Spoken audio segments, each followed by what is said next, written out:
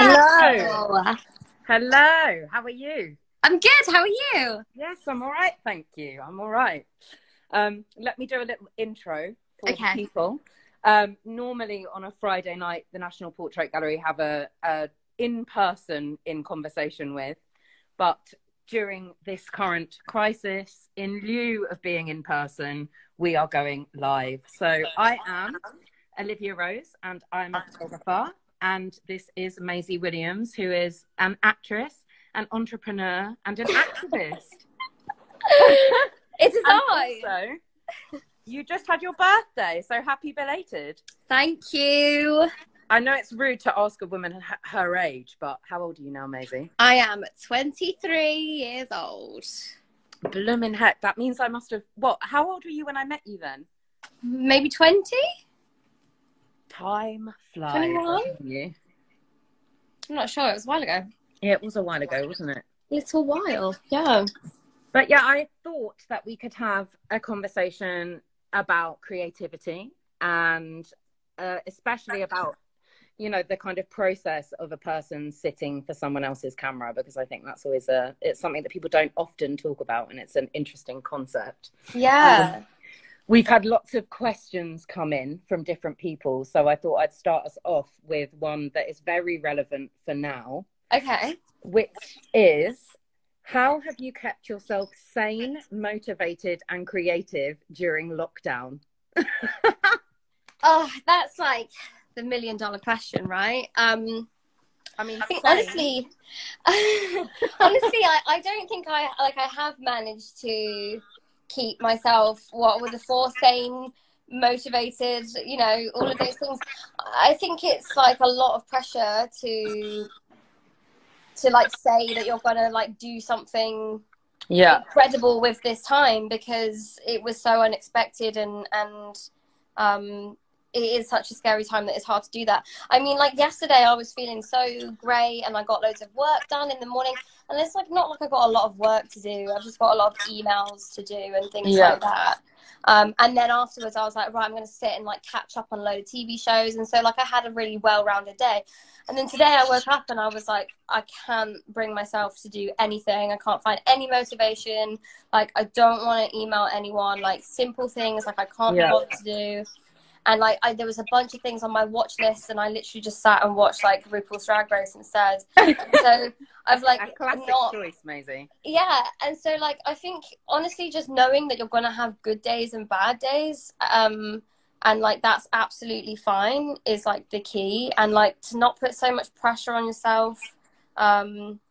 It's like it's really hard to be motivated in a time when everything's at a standstill, and like if you're struggling, like that's okay, everyone is. I think for me it's, you know, those memes that are going around that are saying, if you're not writing the book you always wanted to write right now, what are you doing? And I'm like, I mean, there's already so much pressure on us right now. It's like sometimes people forget that actually, even though life has to go on, this is a crisis. It is really affecting people in a terrible way, you know? I don't think we'll even be able to measure the sort of psychological impact it's had on people until, you know, for many years, until we kind of reflect back on this time. But you know, would you say that you've kind of, well, something I would like to ask you, have you picked up any quarantine obsessions? Is there anything you're doing now that you wouldn't have done before? Yeah, well, I've been gaming so much. Really? Yeah. Like I'm obsessed with Mario Kart. I've been playing that like non-stop. I've been playing Animal Crossing. I feel like a lot of people are playing Animal Crossing right now because it just came out. Or like it came out like the week before we went into quarantine or something. So like everyone's down for it. And then also Minecraft. So I've been playing a lot of Minecraft. That's like really therapeutic. I didn't know you were a gamer. Well, no, I wasn't. Neither did I. So hold on, are you rubbish? Well, yeah, probably. Like, probably in comparison to, like, actual gamers. But, like, I just like doing it obsessively. And usually I feel like it's a waste of time. And it's actually not, because, like, it's almost quite meditative, like, being able to, like, sit, especially when something like Mario Kart, that's quite like intense, but like when you're playing something like Minecraft, which is basically just like building and digging, it's like very chill. Yeah, like, that can be quite a good thing for the mind to be able to just like calm down and like, yeah, like an achievable goal. Yeah, like very still. But yeah, like otherwise I'm probably like not very good compared to other people, but right now I find that I've got a lot of time to do it, and so I just do it like religiously. I love that. Maisie's going to come out the other end of this like a pro gamer. Yeah, well, I kind of want to start like Twitch streaming, because like that's a whole career in itself. Like maybe that's what I'll do now. What about you? Have you got any quarantine obsessions? Well, do you know, I love cooking, so it's been quite a good time to sort of flex my chef skills. Yeah. But how many weeks in are we now? 3.5 weeks in, and I'm so sick of cooking. I think that's the thing I miss the most. It's the little things. I miss going for a coffee, you know. Yeah, I'm drinking a coffee now, and it's delicious because I have a French press, but you know, I just don't want to diss my coffee because it is delicious. But you know, it's just those little things of that interaction with you know, with just a one human would be nice. So no, for real, it is like those little things you don't realize that they mean so much to you. Yeah. Or rituals that you don't get to have anymore. No, totally. And I think actually, you know, I think for creative people, quarantine is quite quarantine. It's a strange word even in itself, but you know, it's quite an interesting place because I think a lot of creative people do spend a lot of time on their own.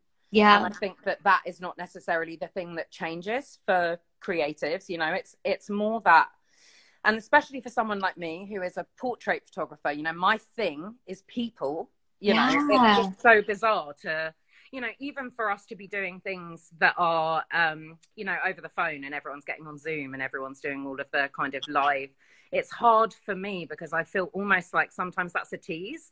You know, to my mum on FaceTime, I'm like, oh, I can see you now and I want to give you a hug, you know? Yeah.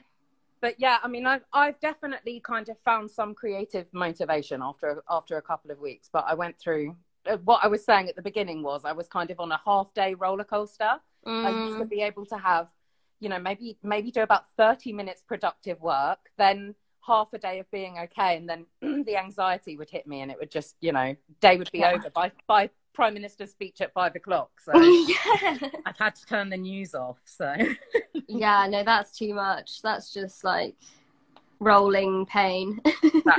Exactly. So Maisie, we first shot together a million years ago for ASOS magazine. We did, and it was a fabulous shoot. And you gave me a fringe because I didn't have a fringe.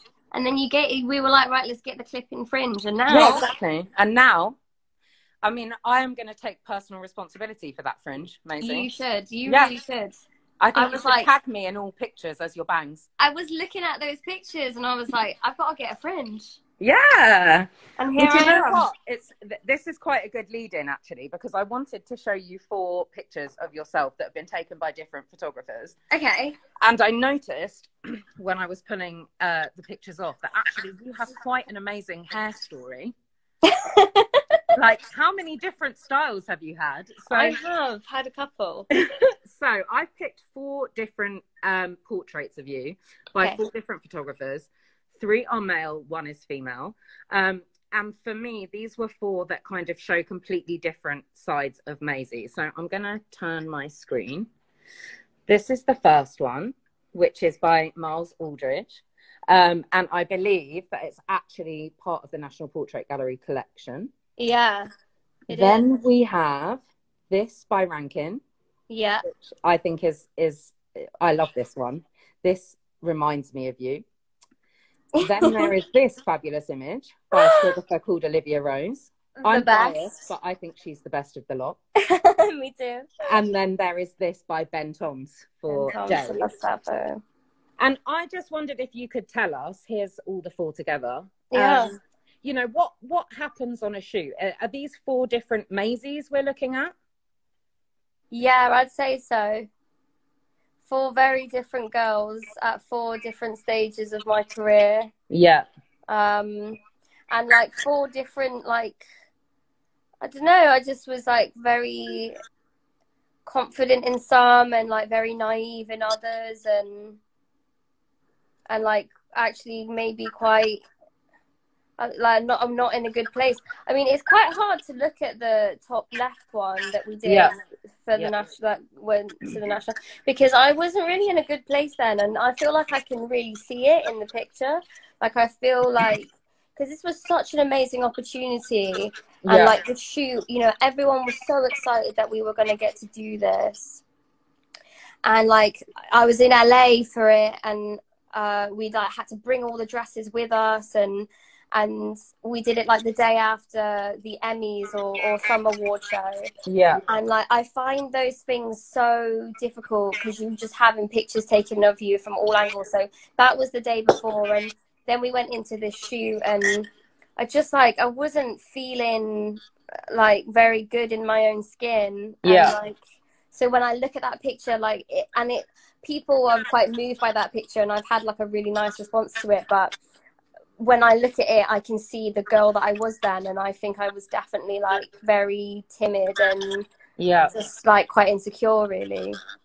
Do you think it's or a better way to ask is, how on a day like that, when you go into a shoot not feeling your best, but it's an obligation, how do you do it? How do you get yourself into a place where you can, you know, kind of even complete the photo shoot? Because I know that in a lot of ways, you know, it's kind of impossible to fake that stuff. So yeah, I don't know, like, you know, sometimes you can really rely on like a photographer to bring you through it, and someone to like really connect with you through the lens, and like someone can really sense something in you and like want to like, you know, make you feel better. But I think like that was just a very, very busy shoot, and so there was so many of us to get through that you're like in for like 2 hours and then you're out, and it was like one look and then we were done, so there was no warming up to it. So I think with that one I did really struggle to like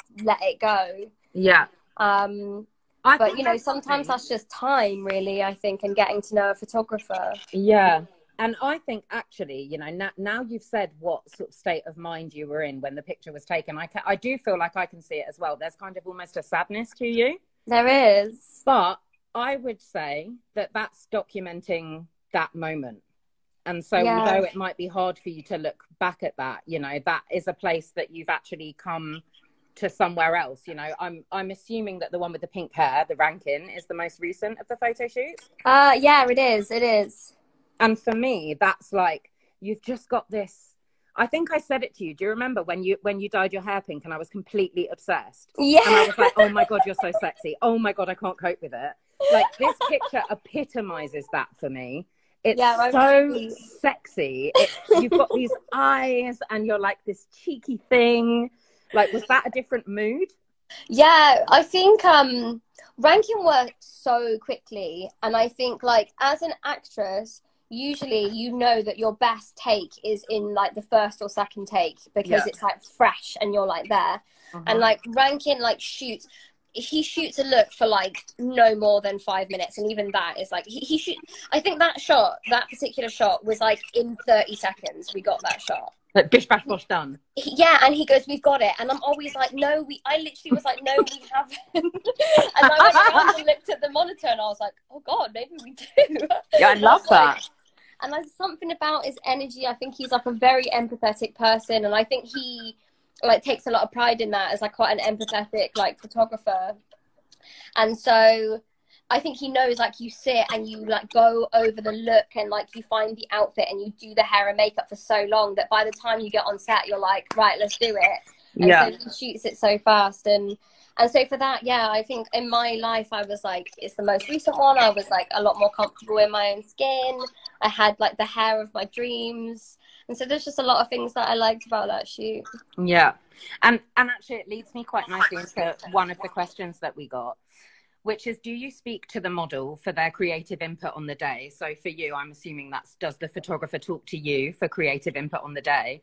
And if so, does that help to build a better synergy between the photographer and the subject? Like how often would you say that you are involved in that kind of pre-shoot process? I'm like never involved, really. Would you like to be involved? Yeah. Because I always find that it's kind of the same with I'm going off piste a bit here, but it's kind of the same with music videos. When you're pitching on a music video for an artist, it blows my mind that the artist is not part of those initial conversations. Yeah. Because ultimately, we're trying to portray a person. And I do find it strange that, you know, so rarely as a photographer do I get to speak to my subject before I shoot. Yeah. Do you think that would make it easier?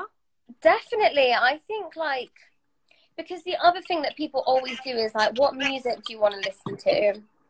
And I think the music sets the tone of the entire shoot. Yeah. And I'm always like, what music do you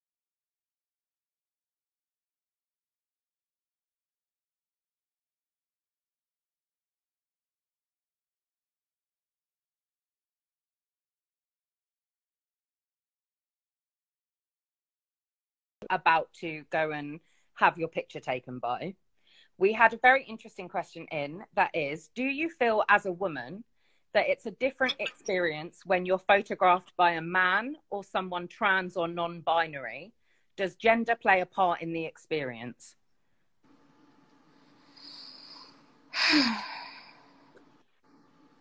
I'll just give you a really deep one there, shall I?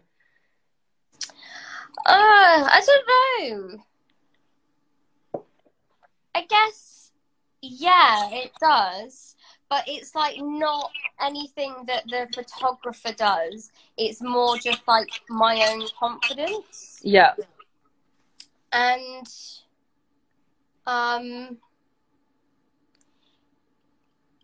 yeah, I mean, but listen, every man is so different and every woman is so different, and like the way that they work is so different, and you know, so maybe the answer is no, it's not, it doesn't matter. It's more just about like if it's like someone that I can really vibe with or not.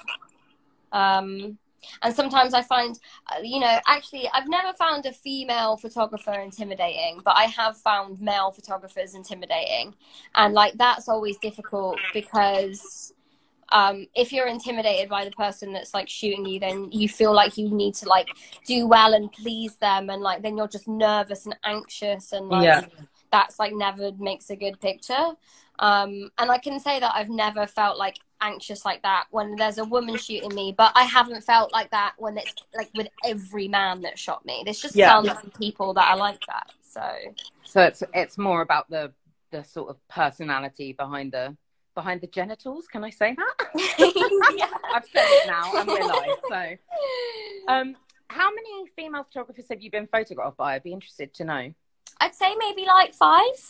And how many photo shoots do you reckon you've done? Probably like 30.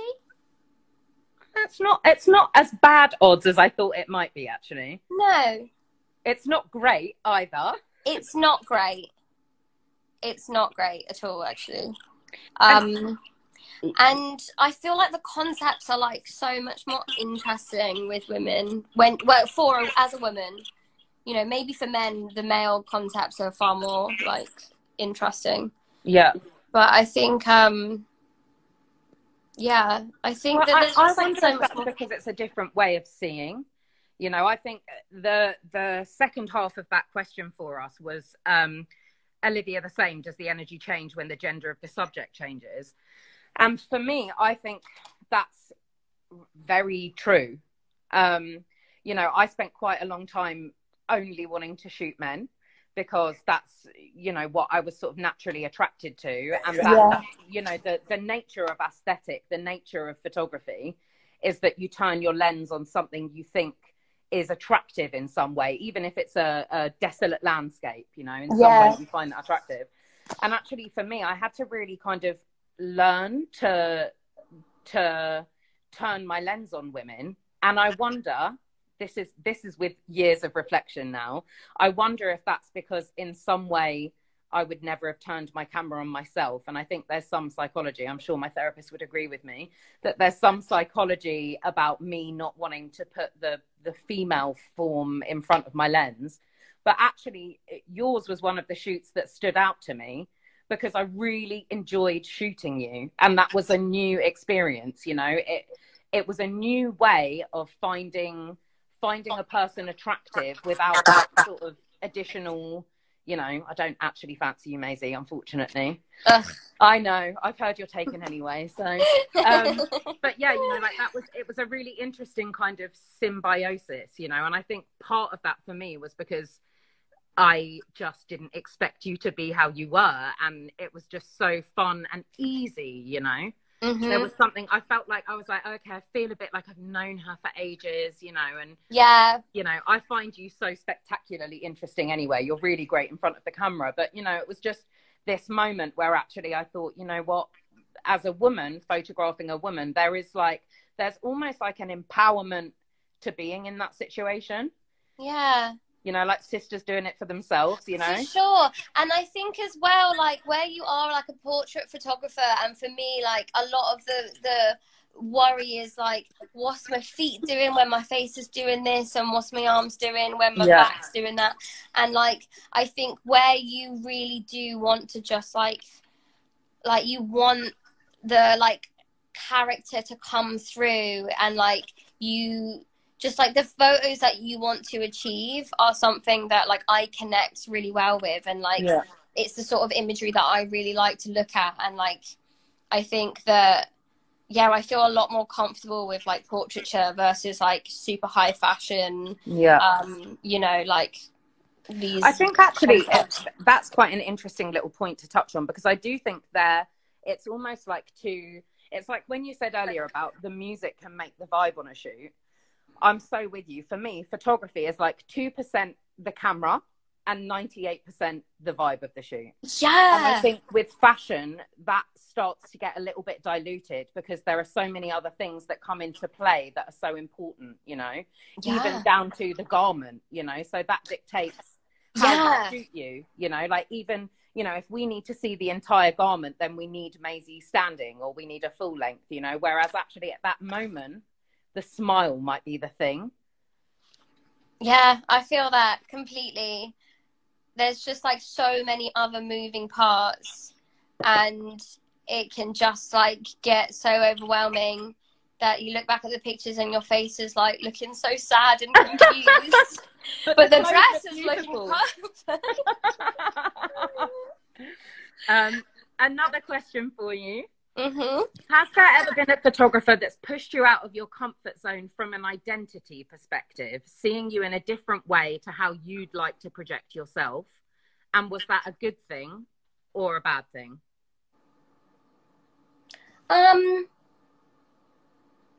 Yeah, I think like actually that shoot that you've got, that day's shoot that I did with Ben Toms, that was like probably one of like that was like the first like proper editorial that I'd ever done. Yeah. And I'm probably like 15 or 16 in that picture. And so going back, hold on, sorry, what? So I was like really new to the, like I got my nose pierced. Like, I haven't got that anymore. But I was like, I mean, I've always been like a scruffy like person, but I was like proper scruffy kid then, and they had all these like massive suits, and I was like, oh god, like this is a bit like, I don't know, I've never seen myself like this, I've never really like dressed like this.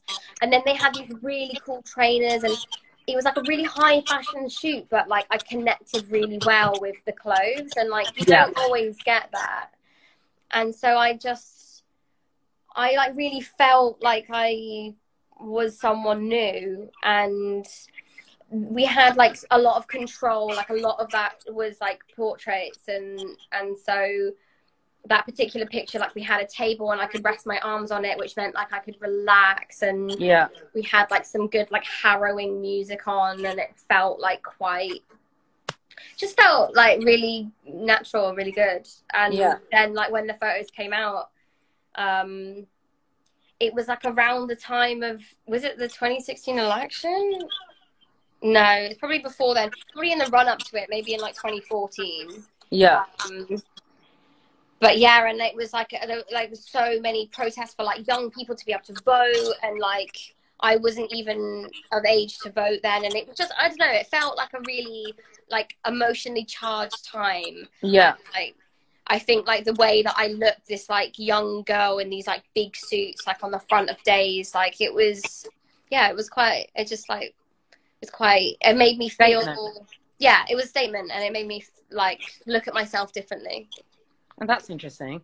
And oh, I really like that, made you look at yourself differently. I mean, at that time, okay, so you're, you know, relatively unique in the sense that you've got, you know, like your photo shooting career started so early on, when really you were just a baby, you know.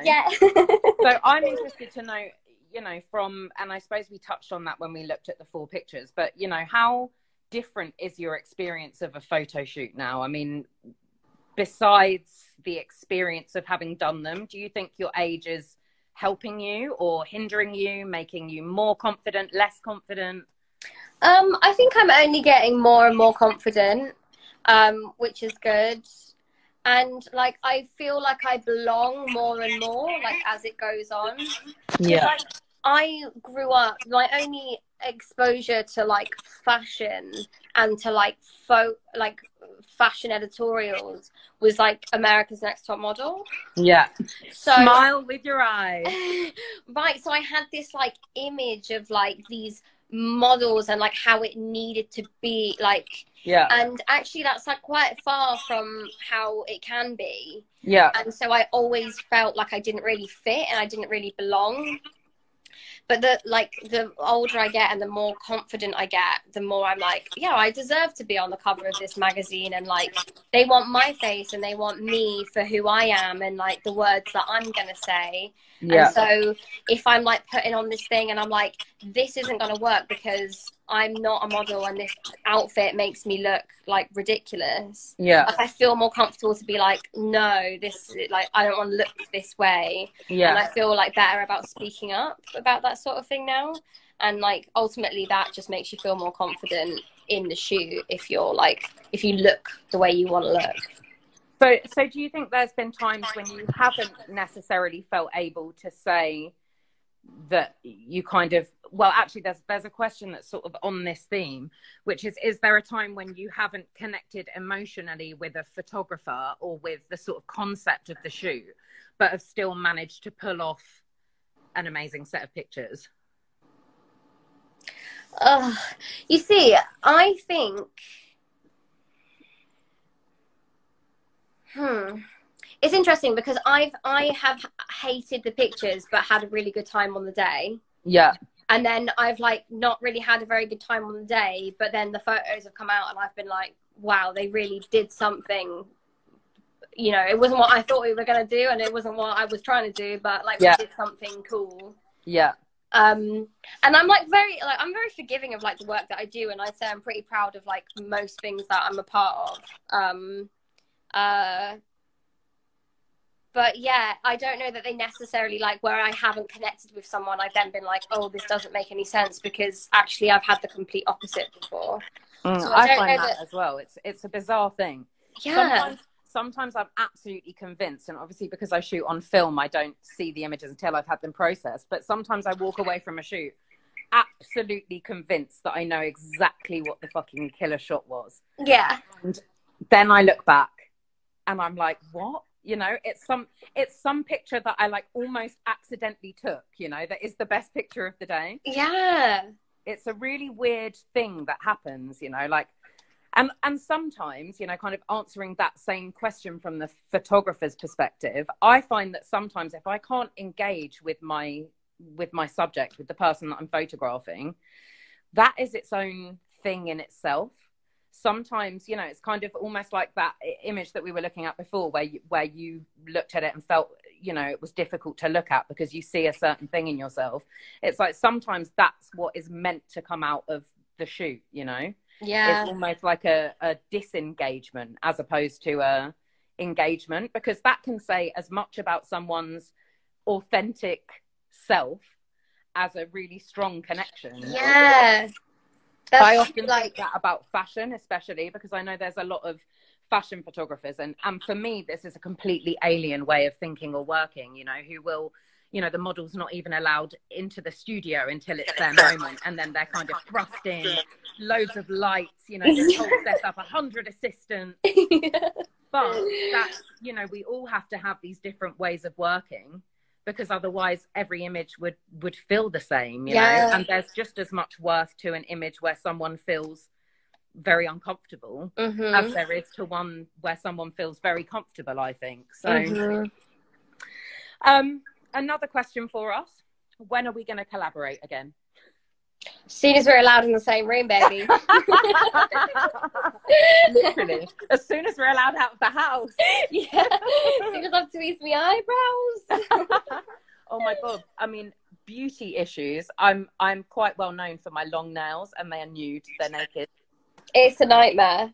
It is a nightmare. The beard, I tell you, it's all. I have like gel polish on my toes, but I like hadn't got them done, and I can't soak it off, so I had to like cut my toenails. But I've still got this gel polish on, and so now my toenails look like this big.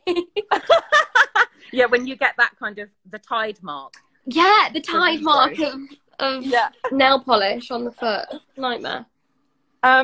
So is there anything that makes a photo shoot stand out? Maybe beyond even the photographer. Is there like a photo shoot situation that you could walk into that has made you feel like, oh, this is something different?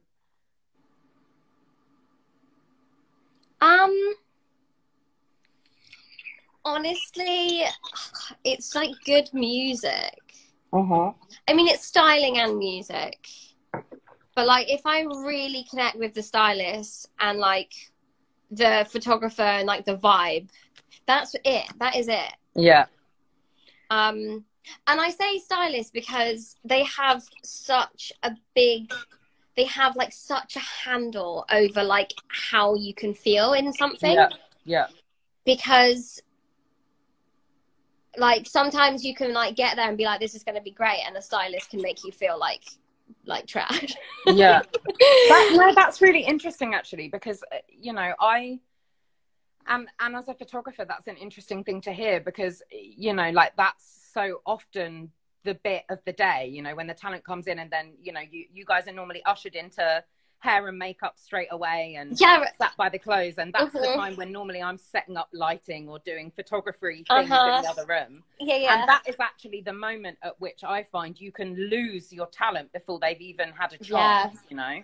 And I think especially with women, you know, because we've been so programmed after so many years of, you know, society telling us to care only about our looks and nothing else. Our looks and getting married, those two fabulous things.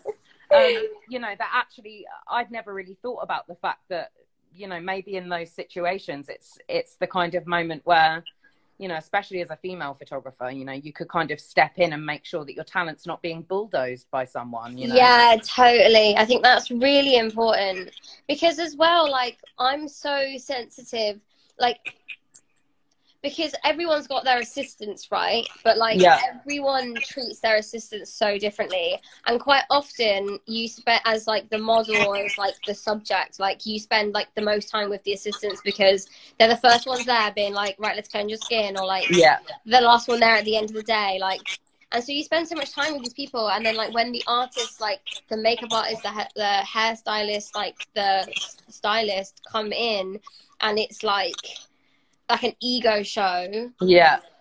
And like quite often then it's like a completely different person to the photographer, and with the photographer they're like, you know, one thing, but you witness all of it. And like I'm so sensitive to that, and it's just like when you see someone's really ugly side, like you're like, I don't feel comfortable like being vulnerable around you because you're scary.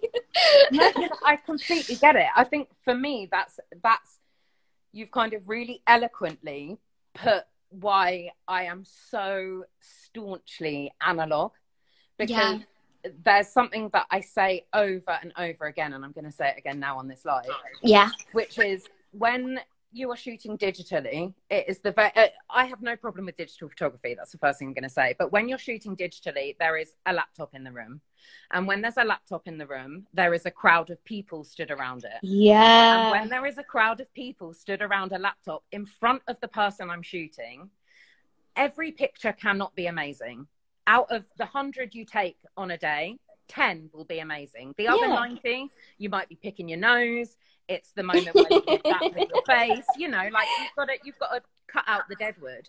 But when you're shooting digitally, you're allowing the whole room to see these weird pictures that you'd never use in the edit, and the minutiae of someone's face. You know, if you're looking over and the stylist is like looking at the laptop like that, how must that make you feel? Yeah, that's so true. It does. And like you just feel so anxious, and like when they use the test shots, and then like everyone goes away and like sits and looks at the monitor, and they're all like scratching their chin and like looking at each other like, and everyone's speaking in like hushed voices, and you're just there like alone. Maybe with one lighting guy being like, so did you come from far?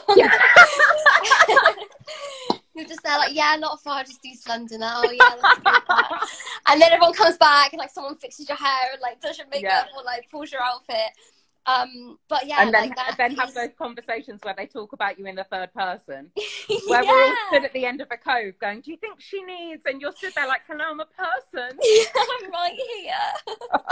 Yeah, that is like overwhelming. And so like I always used to get, I just feel like I really trust people who shoot on film though, because the one shoot that I've done that I hated was digital, and like I felt like I'd seen all of the images at the end of the day and was like, cool, I know how this is going to be. And then like the cover, I was like, I hate it, this is like not it.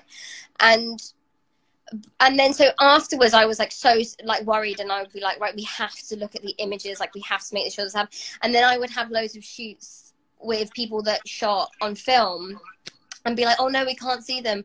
But I just feel like you know what it's like you know that you like, if you're not sure, get another role. Like I've always loved the film shoots that I've done. I've never, you know, they've never been short of pictures, they've never been like, I think because there is that care and that time, like we have to make sure we get these because we can't see them, versus like shooting a million shots a minute. But you know, I completely agree with you on that. I think it's you know, harking back to what you said about how Rankin shoots as well. You know, I think it all kind of points to a sort of creative confidence, and I think especially when I'm, the kind of easiest example is when I'm shooting musicians. Like, you know, often people say to me, because people are still not used to seeing film cameras, you know, like sometimes it's the first time they've ever seen a camera like mine, you know, when I'm doing the shoot.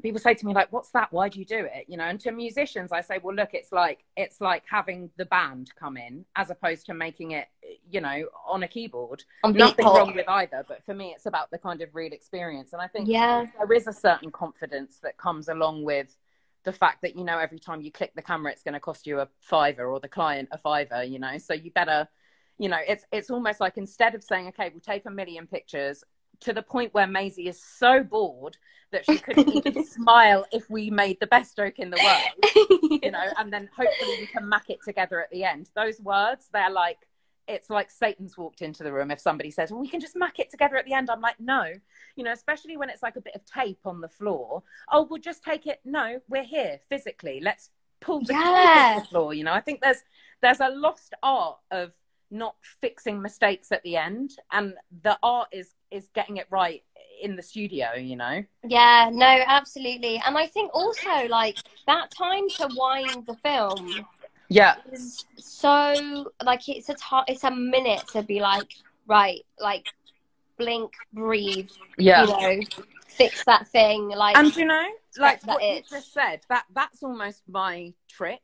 Probably shouldn't say this, but no, you know, people love to hear this. What a trick. Well, that is my trick, you know, because like I said earlier, you know, as soon as someone turns the camera on your face and says, okay, let's start, you know, immediately you're doing, you know, all of that. But it's those moments in between when the role is being changed so often, you know, because I will physically turn my back on my subject. I say, you know, 1 sec, changing my role, you know, so they can pick up their phone or, you know, walk over to the window. And it's the moment when the role is loaded, and my assistants know this, I creep back, you know, I never say, okay, we're starting again. And that's why so often the first or second image on a roll for me is always my favorite, because it's the moment when I've just caught you and you were, you know, I'm shooting a portrait, but really you were looking at your phone and you just received a message from someone you like, so you know, and all of that is so important. That's lovely. Don't anyone use that. Please. Don't you dare. Yeah, don't you dare. So, okay, you said that every now and again there are pictures of yourself that you hate. What makes you hate a picture of yourself? It's like, it's stuff that other people don't even pick up on. It's just like your own insecurities. I mean, I could list them. No, I'm not going to make you go that far. But no, I think there's like certain like things about your posture, about like your like facial expressions, about lines that you have on your face, like dark circles, or like sometimes it's like, yeah, I don't know, you just like have, actually usually when I don't like a picture, it's because I can see in my eyes that I am like I don't feel good. Yeah. I don't like how I feel. I don't like who I am. Yeah. And so it's always to do with like on the day. And on the day you're like, oh, I'm like posing and like this is working, like it's working. But like I'll always see it in my eyes. And I'm like, oh no, you just were not feeling beautiful, or like, you weren't feeling it at all. And so that's usually like what I dislike the most, because I can like be making a bit of a goofy face, but know that on the day I was like having the time of my life. Yeah. And be like, oh, I don't mind. Like, I forgive that. Like, you know, I'm not going to beat myself up about that. I'm pretty sure we did some of those. Right. And you look back and you're like, yeah. And you're like, I'm not mad about it, because like that is me. That is like a part of me that like people don't get to see, because you're always trying to be like, yeah. It's like sometimes it's nice to not have that, but like only it's like getting the authentic kind of, you know, when people really laugh. And nobody looks good when they really laugh, you know. No. You know, but that moment is so amazing and so beautiful, you know. That's a moment that you've kind of got to see past the double chins and the, you know, just gotta like enjoy it. Yeah, you find it infectious and you smile when you see those pictures. Exactly. Yeah. Exactly. Okay, a couple more questions before we finish our live. This has come in from one of my best friends who had the unfortunate experience of being the tall, leggy blonde when we grew up. So when I was a budding photographer, I basically, I mean, the things I have made this girl do, I tell you, she's had a beard painted on her face with mascara. All sorts of things. But her question is, has your mum ever been worried that you might not have the chance at becoming the Prime Minister as a result of you getting topless for a shoot? I have never been topless for a shoot. Have I? I love how you have to think about it. But I wouldn't want to be Prime Minister. That was the bit I wasn't expecting. I love that. Are you sure? I think you'd kick some butt. Yeah, I would, but like... Maybe in your 40s? I'll see how I'm feeling then. Okay, fine. I vote for you. Good. But on the subject of nudity, because that's something that comes up a lot for women, really. It's very rare that you see a man nude. That's something I'm working on. Watch this space. Oh, good. But, you know, how do you feel about that? Do you feel like that's just exploitative? Do you feel like it can be artistic? You know, what's your feeling on it? I think, like, people who are comfortable with their body naked and, like, take pictures nude a lot, like, just feel very comfortable in their own skin, and, like, I'm not mad about it. Yeah. So I think, it can be, like, exploitative, but I think there are a lot of people that are happy to, like, do it themselves. So in that case, it's, like, not a problem. Yeah. I never have, because like quite often you get like a concept and you'll see like a couple of pictures on the concept of like a girl in her bra or something. Yeah. And you'll be like, you know, but it's all about on the day, I think. Yeah. I'd never be like, oh, I'm happy to take my shirt off like before I've met the photographer or before I've like been on set. Yeah. And like you do it a lot in film, you know, like you... Oh, wait, actually I did, didn't I? I had that nude scene on Game of Thrones. Oh, yeah. That was chestnut.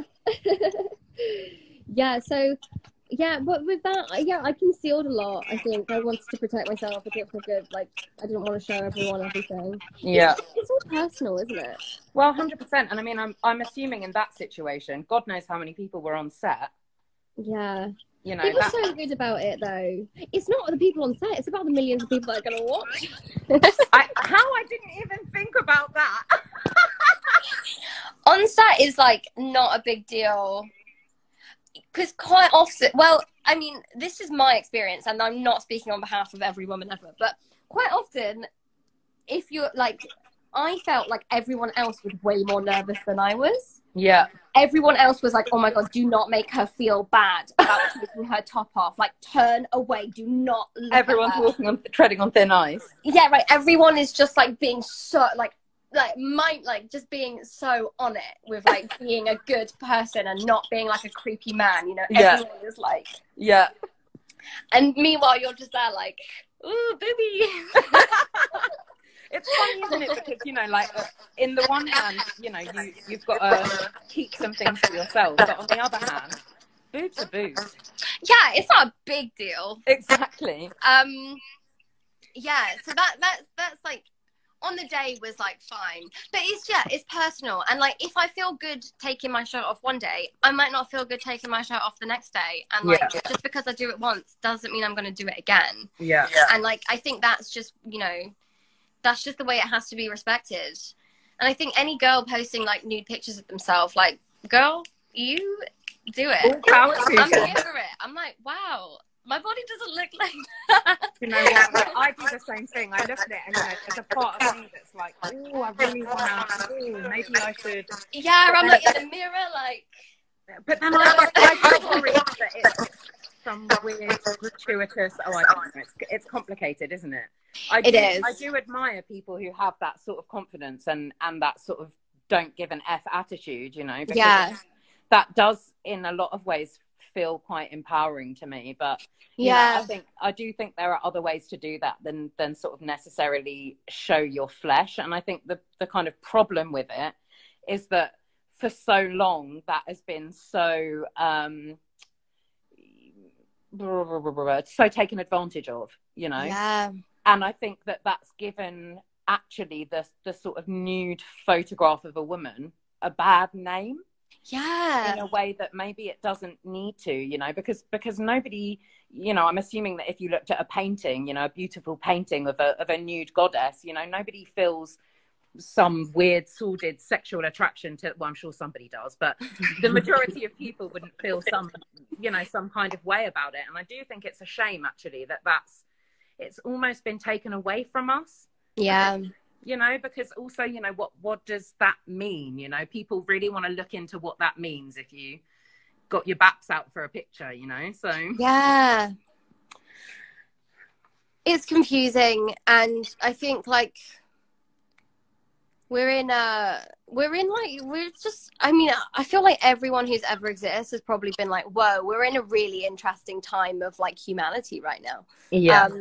But I do genuinely feel like that. And you know, I think when I get to the end of my career, I'll look back and be like, oh, we were in that phase and then it went to that phase and then it was all okay.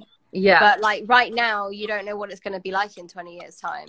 But right now, like everyone's like horrified at like a nudie Instagram pic, you know, or like furious about you know, having to censor nipples.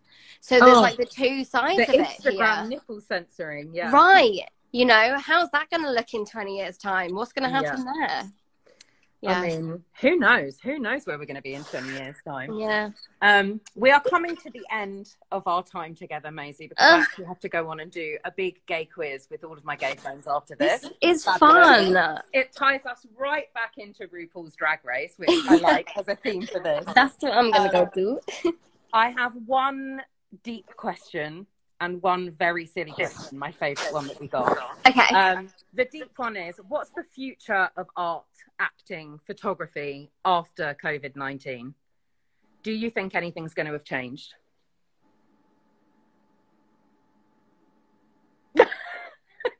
Your thinking face is the best. I honestly don't think... No, I don't think things are going to change. I honestly think people are going to want to work like together more. Like, I don't think that people are going to do anything any more remotely, particularly not in the creative arts. I think people are just going to want to do more like together. This is going to inspire like, I think a whole like array of movies and music and film and photos that are just like about human contact and that are visceral and like real and emotional. I think that is going to just really spark like Yeah, people are just going to want to touch each other again. Do you know what? I think there's something really lovely about, I always think that in these crises, actually, it's creative people who save the world at the end of it. Because what we need is to laugh and to cry and to feel something and to know that everyone else is feeling that same thing. Yeah. So, you know, not to put too much pressure on the likes of us, but, you know, time to go and make something that we can watch, Maisie, please, at the end of this. And my final question for you, which is just so brilliant, from Amelia Bell: snog, marry, avoid, a Scotch egg, a pork pie, and a sausage roll. Okay, marry a Scotch egg. That's unpopular opinion, but really? I love Scotch eggs. I'd avoid.